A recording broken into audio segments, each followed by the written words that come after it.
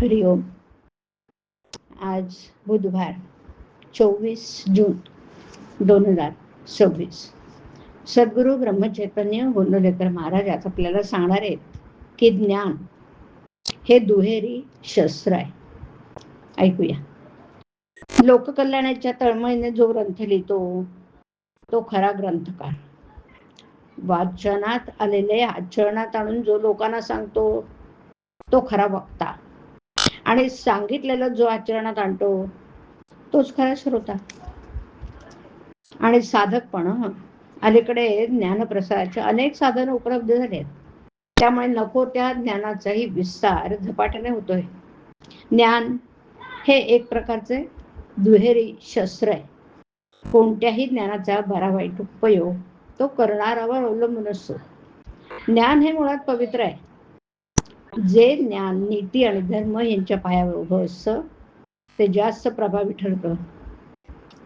सर्वांचं एकमेकांवर प्रेम वाढेल, सर्वजण एकत्र येतील असं ज्ञान असावं. श्रीमंत, गरीब, विद्वान, अशिक्षित, लहान, थोर, स्त्री, पुरुष या सर्वांना एकमेकांबद्दल प्रेम, आदर आणि आपुलकी वाढेल असं ज्ञान व्यक्त झालं पाहिजे.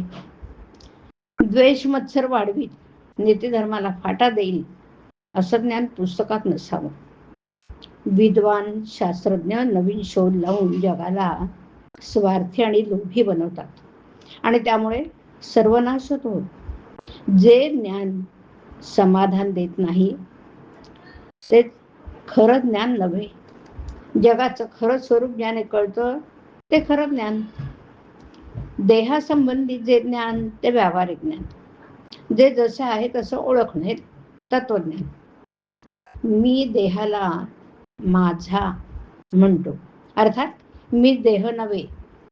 माझं घर म्हणणारा मी घराहून वेगळा ठरतो. जडत्व म्हणजे काय? देहाच्या ठिकाणी ममत्व हे जडत्व.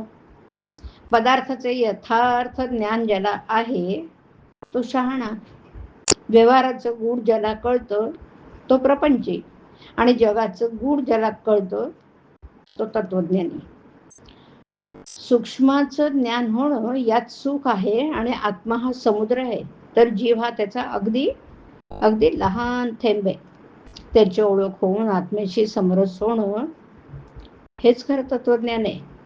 ब्रह्म सत्यम जगन मिथ्या अशा ज्ञानाच्या गोष्टी कळायला कठीण असल्यानं तरी अभ्यासाने दीर्घ काळानंतर कळतील. पण नामाचं महत्त्व कळणार नाही. ते संत कृपेनेच कळतं. नामावर विश्वास बसणं महाभाग्याचं लक्षण आहे.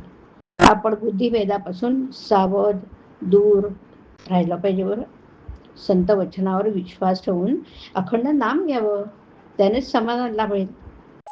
ज्या ग्रंथांच्या श्रवणाने भगवंताविषयी प्रेम उत्पन्न होतो, ज्याच्या योगाने विरक्ती उत्पन्न होते, अनितीचे वर्तन टाकून नीतिमार्ग धर्ममार्ग याचा अवलंब करावासा वाटतो ते सद्ग्रंथ, उदाहरणार्थ ज्ञानेश्वरी, दासबोध, नाथ भागवत हे ग्रंथ सदोदित वाचून त्याचं मनन करणं हे फार जरुरीचं आहे.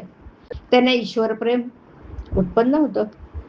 अत्यंत कठीण प्रमेय असलेलं जगातले ग्रंथ वाचावेत, पण शेवटी अत्यंत सोप्यातलं सोपं असं नामच घ्यावं. हरिओम. हरिओम तत्सत. हरि.